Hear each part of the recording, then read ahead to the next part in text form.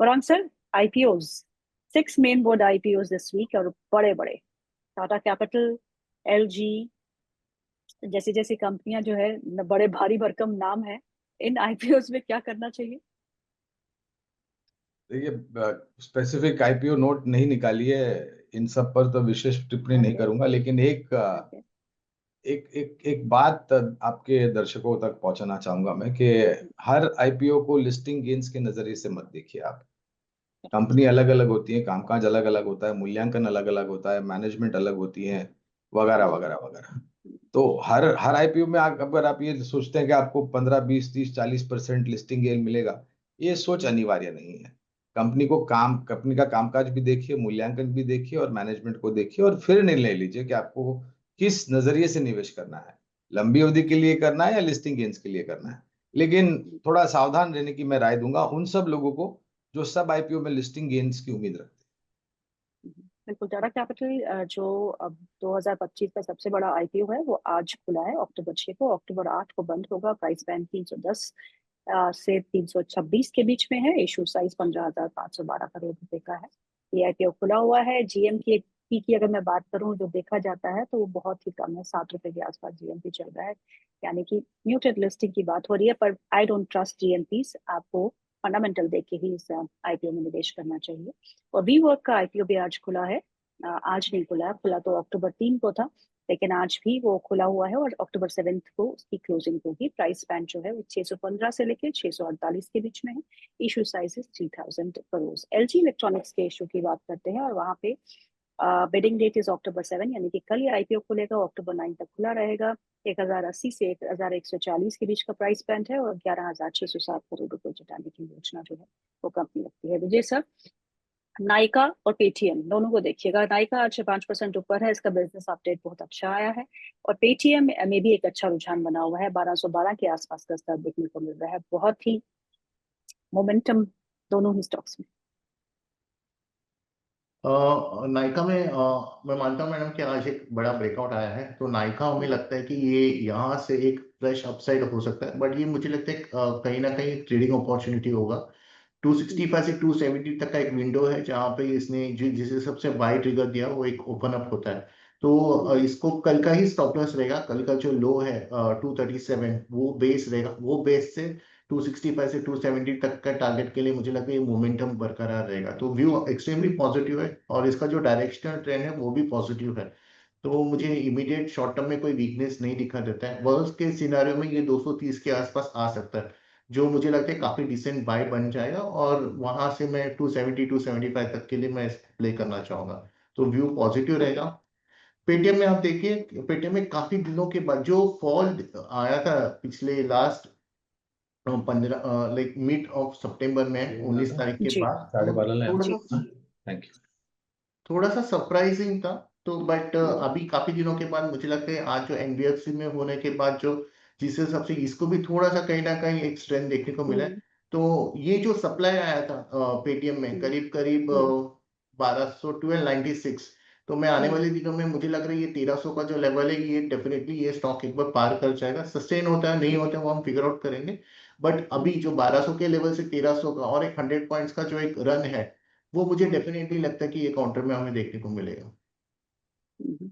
आज capital market से जुड़ी कंपनी में भी अच्छा रुझान देखने को मिल रहा है। एंजल वन के जो बिजनेस अपडेट आए हैं वो काफी अच्छे आए हैं। उसके बाद एक अच्छा मोमेंटम। बॉम्बे स्टॉक एक्सचेंज करीबन 5% ऊपर। बहुत पिटाई भी हो चुकी है, लेकिन मोमेंटम आज वापस लौटा है इन सभी स्टॉक्स में। कैपिटल मार्केट से जुड़ी हुई कंपनियां, I know Gaurang, long term के लिए तो आप बुलिश ही हैं, पर फिर भी मैं पूछूंगी कि क्या करना चाहिए। देखिए, शेयर बाजार, भारतीय शेयर बाजार अच्छा करेगा 5 साल, 3 साल या उससे 3 5 साल या उससे ज्यादा समय सीमा के लिए, तो फिर हम्म। शेयर बाजार से जुड़ी हुई कंपनियां भी अच्छा करेगी गीतू। खाली एक ही चीज है कि सक्षम और मजबूत कंपनियों में निवेश करिए। फिर चाहे वो प्लेटफॉर्म प्रोवाइडर हो, ये कोई मैं राय नहीं दे रहा, सिर्फ उदाहरण दे रहा हूँ। फिर वो हम्म। प्लेटफॉर्म प्रोवाइडर हो, अभी जैसे आपने नाम लिया बीएससी, या फिर जी। सर्विस प्रोवाइडर, उदाहरण के तौर पर एनएसडीएल सीडीएसएल जैसी कंपनियां हैं जो डिपॉजिटरी सेवाएं उपलब्ध कराती हैं। कंप्यूटर एज मैनेजमेंट सर्विसेज, इस कंपनी के ऊपर हमारी सिस्टम की खरीदारी की राय है। या फिर कोई मजबूत इंटरमीडिएट चीज हो गई। लेकिन नजरिया आपका थोड़ा बहुत लंबा होना चाहिए। बाजार में उतार चढ़ाव आएंगे तो इन सब कंपनियों में भी उतार चढ़ाव आएगा, लेकिन सक्षम और मजबूत कंपनियों में निवेश करने की राय होगी। जी। ब्रजेश, मुथूट फाइनेंस को देखिएगा, गोल्ड के दाम जो है वो इंटरनेशनल बाजार में ऑल टाइम हाई पे इस समय कामकाज कर रहे हैं, और उसका इम्पैक्ट क्लियरली हमारे गोल्ड फाइनेंसिंग कंपनीज पे देखने को मिल रहा है। मुथूट फाइनेंस आज भी 1.25% ऊपर है, ऑल टाइम हाई पे कामकाज कर रहा है। मन्नापुरम फाइनेंस में भी एक अच्छा मोमेंटम बना हुआ है। दोनों में से कोई खरीदना हो तो आप सलाह देंगे, या फिर बोलेंगे बहुत चल चुके हैं, रुक जाइए?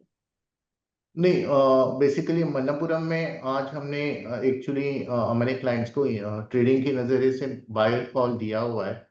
ओके। तो मुझे लगता है कि मन्नापुरम में जो एक 300 का लेवल है वो काफी one second। यस। या बराबर, तो 300 का जो लेवल है ना मैडम, तो उसमें हमने देखा है कि राइटर्स ने हमारे पोजीशंस को थोड़े शिफ्ट किए। 320 तक के जो स्ट्राइक प्राइस है वहां पे एक नया फ्रेश कॉल राइटर्स ने अपने पोजीशंस बनाए, जो मुझे ये समझाता है कि ये आने वाले दिनों में एक स्पाइक डेफिनेटली आना है और कहीं ना कहीं 310 315 के आसपास जाना है। 320 का तो हालांकि एक रेजिस्टेंस होगा। तो ये, और ये जो मन्नपुरम है, ये जो हमारे जो वीकली और जो मंथली के जो टाइम फ्रेम है उस पर 240 का लेवल था जहां से इसको ब्रेकआउट आया था। तो मेरा मानना है कि जब तक ये 250 के ऊपर सस्टेन कर रहा है, ये हमेशा बाय ऑन डिप्स वाले काउंटर्स होने वाले हैं। और इमीडिएट बेसिस पे भी एक राइटिंग के चलते मुझे लगता है आने वाले हफ्ता 10 दिन में हो सकता है इसमें 310 315 देखने को मिल सकता है। वही चीज अगर आप मुत्तूट में भी अगर आप देखोगे मैडम, तो ये 2700 2800 का जो लेवल है वो एक मेजर ब्रेकआउट था।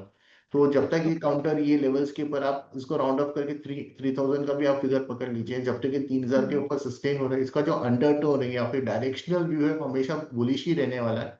जिनके भी पोजीशंस है उसको राइड करें। मुझे लगता है कि ये वापस 3300 3350 तक, ये अब जो करंट मोमेंटम है वहां तक जा सकता है। पोजीशंस को होल्ड रखें। ब्रजेश सर, ये बताइए कि एफआईएस की लॉन्ग शॉर्ट पोजीशंस का क्या हाल हुआ? कुछ बदलाव हुआ? नहीं मैडम, अभी भी वो 7 to 8, सरप्राइजली जब हालांकि मैं ये day on day continuous watch करता हूँ, इस बार जो लॉन्ग शॉर्ट रेशो के जो करेक्शन आए थे ना वो 6% तक आए थे, जो हम्म। कि पिछली बार जो आया था 11% के आसपास आया था। तो अभी भी वो 7% के आसपास ही ट्रेड करे।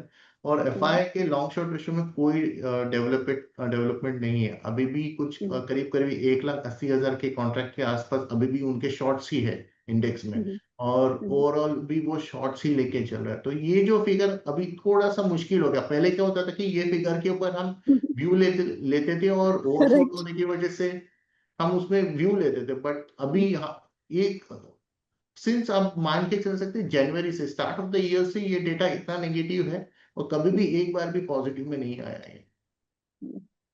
वरान सर, आपकी क्या राय है इस पे? यही हमारे मित्र बंधु है जो हमें 25,500 के पार लेके जाएंगे जब भी शॉर्ट कवरिंग आएगी। Okay, we have to wait for them, right? बिल्कुल पर बिल्कुल, देखिए शेयर बाजार में आपको समय देना पड़ेगा, धैर्य रखना पड़ेगा। गीतू, हम्म, अगर आपके पास और जोखिम झेलने की क्षमता, अगर आपके पास ये दो तीन चीजें नहीं है, तो मैं हाथ जोड़कर नम्र विनती करूंगा कि आप शेयर बाजार में मत आइए। वरान, गोल्ड तो थम ही नहीं रहा। Gold has no stopping, I mean आज भी इंटरनेशनल मार्केट में जो सोने के दाम है वो अपने ऑल टाइम हाई पे कामकाज कर रहे हैं। हालांकि इंडियन रुपी टर्म्स पे थोड़ा बहुत कम हुआ है, बिकॉज रुपी थोड़ा अप्रिशिएट हुआ है, तो इसका इम्पैक्ट गोल्ड के डोमेस्टिक प्राइसेस पे पड़ता है। So gold at these levels, are you surprised? Is something really wrong? Because सभी तो जो गोल्ड ही खरीदे जा रहे हैं, गोल्ड, सिल्वर, इवन प्लैटिनम। तो देखिए इसका गीतू, मतलब पिछले क्या है? हफ्ते जब हम बात कर रहे थे गीतू, तो 1,10,000 1,12,000 का दाम था। जी। और मैंने आपको ये भी बोला था कि आपके पुश्तैनी ज्वेलरी के पास जाइए और आप थोड़ी खरीद बहुत लीजिए। शॉपिंग कर लीजिए। और करेक्ट। देखिए, अभी इतने तीव्र गति से सोना चांदी और प्लेटिनियम ऊपर गया है, तो ये थोड़ा बहुत नीचे आ भी सकता है, इसमें कोई दो राय नहीं है। लेकिन वास्तविकता अगर आप लंबी अवधि की हमें पूछते हैं, तो यहाँ से सोना चांदी और प्लेटिनियम यहाँ से और ऊपर जाने की संभावना है। मैं देखिए, गोल्ड गोल्ड और चांदी तो ये ऐसी कमोडिटी है, प्रेशियस कमोडिटीज, जिसकी तुलना शेयर बाजार से नहीं करनी चाहिए इन टर्म्स ऑफ रिटर्न, क्योंकि ये अलग प्रकार के प्राणी हैं। ये शायद, और पिछले, मैं एक रिकॉर्ड, मैं अभी रिपोर्ट देख रहा था कि पिछले साल में और 2 साल में गोल्ड एंड सिल्वर, सोने और चांदी ने सबसे बेहतरीन रिटर्न खड़ा करके दिया, स्टॉक जी मार्केट को भी पीछे छोड़ दिया है। बिल्कुल। तो देखिए थोड़ा बहुत नीचे आएगा, लेकिन लंबी अवधि के लिए अभी भी दोनों ही एसेट क्लासेस, तीनों, हालांकि प्लेटिनियम में इतने कोई प्रोडक्ट है नहीं, मगर सिल्वर में और गोल्ड में म्यूचुअल फंड्स हैं, गोल्ड में ईटीएफ्स हैं वगैरह। अब शायद सिल्वर में भी होंगे, पता नहीं, मेरे पास जानकारी नहीं है इतनी, लेकिन लंबी अवधि के लिए अभी भी अच्छे। सिल्वर बीस भी है, सिल्वर ईटीएफ्स भी है, बिल्कुल है।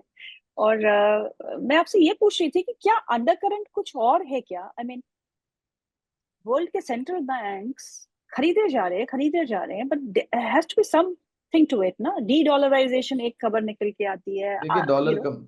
डॉलर कमजोर होगा कि तो सेंट्रल बैंक्स की तरफ से मांग है, उसके साथ ये जो आप हम बात करें गोल्ड और सिल्वर ईटीएफ्स, तो इसकी अंडरलाइन फिजिकल इनको खरीदना पड़ता है एसेट मैनेजमेंट कंपनीज को, और गवर्नमेंट डिपॉजिटरीज के पास रखना पड़ता है, बिकॉज वो अंडरलाइन सिक्योरिटी है। कल को उठ के कोई एसेट मैनेजमेंट कंपनी को कुछ हो गया तो निवेशकों को वो जो फिजिकल सिल्वर और गोल्ड है गवर्नमेंट डिपॉजिटरीज का, वो बेच करके इनको इनको निवेशकों को भरपाई करनी पड़ेगी। तो और निरंतर जैसे जैसे यूनिट्स आप बढ़ाते जाते हैं, आपको उतना और गोल्ड खरीदना पड़ता है एज एन अंडरलाइन सिक्योरिटी। और अंतर्राष्ट्रीय स्तर पर जियोपॉलिटिकल सिचुएशन भी ऐसी है परिस्थिति, तो कहीं ना कहीं मेरा मानना है कि gold, silver and platinum will always remain in spotlight.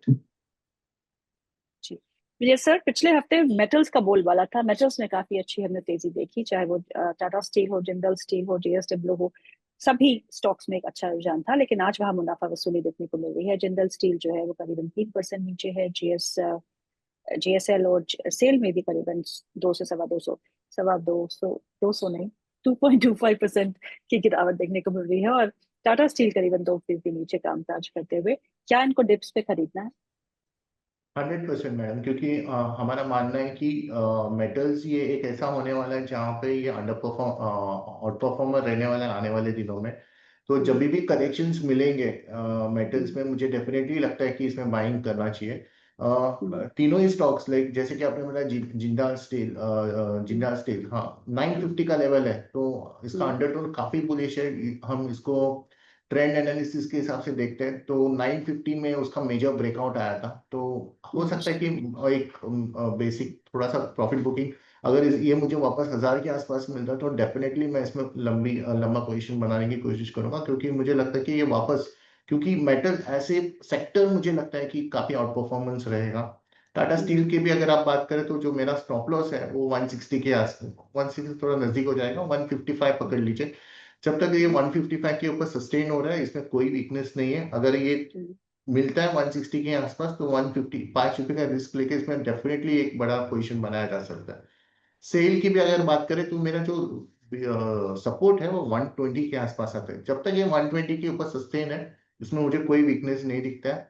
ये सभी जो सपोर्ट्स के जो लेवल्स मैंने बताया, अगर ये इसके आसपास आता है तो मैं क्लाइंट्स को बोलूंगा कि एक बार बाइंग की नजर से इसको देख। मेटल जो है वो बाय ऑन डिप्स की स्ट्रेटेजी अपना रहे हैं विजय सर। गौरांग सर, अब अर्निंग सीजन शुरू होने वाला है, कुछ ही काउंटडाउन हैज बिगन। क्या उम्मीद रखनी चाहिए? कौन से सेक्टर्स पे थम्स अप, कौन से सेक्टर्स पे थम्स डाउन?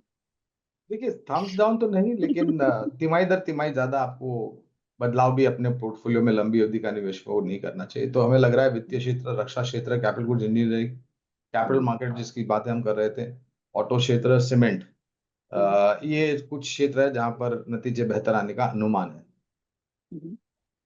और कौन से सेक्टर से दूर रहना है? दूर तो नहीं, मगर मुझे लग रहा है कि थोड़ी बहुत आईटी में थोड़ा बहुत दिक्कत हो सकता है, छोटी मध्यम अवधि में, जिस प्रकार से परिस्थितियां उभर करके आ रही है अमेरिका से। विजय सर, आपके पसंदीदा शेयर कौन से है? Share that you like on chart? Yes madam, काफी सारे हैं actually, to be very frank, कम से कम 10-15 मैं नाम ले सकते हो, इतने स्टॉक्स है, बट मैं एकदम आप तीन के ही नाम ले लीजिए। सो हम बात करते हैं ये सब। अब मैं जो दे रहा हूँ ना मैडम, अगले आप 2 या 3 महीने के नजरिए से दे रहा हूँ, थोड़ा पोजिशनल के नजरिए से है।